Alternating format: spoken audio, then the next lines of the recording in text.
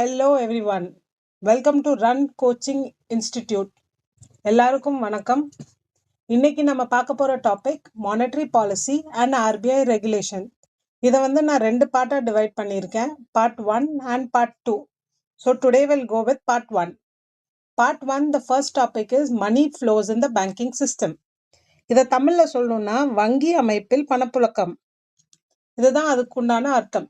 So the Reserve Bank of India Act 1934, which has been amended by the Finance Act 2016 to provide for a statutory and institutionalized framework for a monetary policy committee for maintaining price stability while keeping in mind the objective of growth.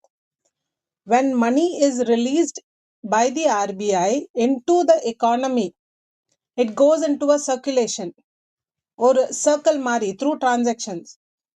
எப்படின்னா பணம் RBI ஒரு நம்ம எக்கானமியில introduce பண்றப்ப அந்த பணம் ஒரு circulation மோட்ல transactions நடக்கும்.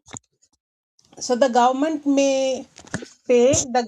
may pay the people it employs. You can buy goods and services. It can give subsidies and so on. Part of the money is kept by the recipient and the rest goes into the bank account. அப்படின்னா ஒரு சம்பளம் வாங்குறவங்க, ஒரு government employee or government servant who receives a salary, அவர் வீட்டு செலவுக்குன்னு ஒரு part வச்சுக்குவார். he'll keep a fraction of it at home and the rest he'll put into the bank account. Bank அக்கவுண்ட்ல maintain ஆகட்டும், கொஞ்சம் வட்டி கிடைக்கும் அப்படின்ற நோக்கத்தோட பணத்தை பேங்க்ல சேமிப்பாங்க. businessman who sells their goods or services and get money, they get the money into their bank account. So they use only a part of it to carry on their day-to-day business while the rest stays in the bank. So one can see that most of the money released into the economy keeps going in and out of commercial banking system where businesses and household maintain their account. So the bank have to pay them or the depositors some interest to keep their money with them. So in the panam bankla irukku illaya, so they have to pay, the bank has to pay some interest for the money they have in their account. So either bank enna pannum, the bank will take this money and then they will lend to some other people who are in need of the money. Like ஒரு பிஸ்னஸ்மேனுக்கு இப்போ அவர் ஒரு unit start பண்றாரு, so he need some long term capital, the bank can give a loan to that person. இப்போ யாராவது ஒருத்தவங்க ஒரு office setup பண்ணணும், ஸோ அவங்களுக்கு பணம் வேணும்னா bank can give a loan to them.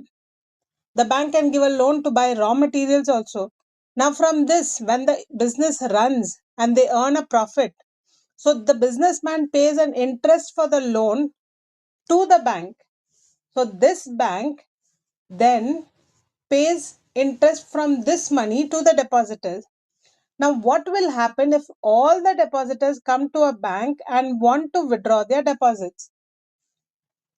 In this situation, the bank would not be able to pay them.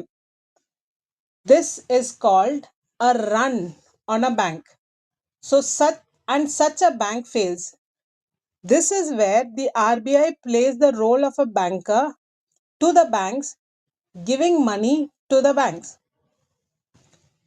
Next topic is Reserve Bank rate. Our next topic is reserve ratio. So reserve ratio is CRR, cash reserve ratio. We have SLR also, which is statutory liquidity ratio. SLR will come in part 2. In part 1, we'll see CRR. Cash reserve ratio, all banks have to maintain a minimum CRR of net demand and time liabilities. This demand and time liabilities, NDTL, net demand time liabilities, it is actually the total deposit with RBI as cash. It can be retained in RBI currency chest. Earlier, the ceiling limit of 3 to 20% has been removed by the RBI, and now no ceiling is prescribed in this limit. This is as per section 42(1) of the RBI Act 1934. Now, scheduled banks are required to maintain a certain percentage of NDTL in cash form with a special account with RBI for securing monetary stability in the country and no floor and no ceiling rate. Example, each bank is required to deposit a certain amount of its deposits with the RBI. This is called cash reserve ratio. If a bank gets 100 rupees as deposits and the CRR is 10%, then it has to deposit 10 rupees with RBI and now it can lend 19 rupees. Now, suppose say that person who you have lent 90 rupees has another account in another bank and he puts that 90 rupees into his account. Now, that bank has a deposit of 90 rupees. So, there that bank has to pay 9 rupees to RBI and that bank can now lend 81 rupees.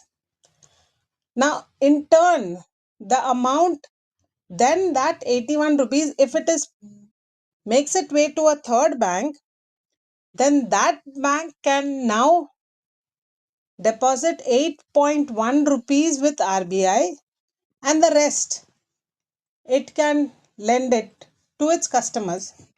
This is called CRR.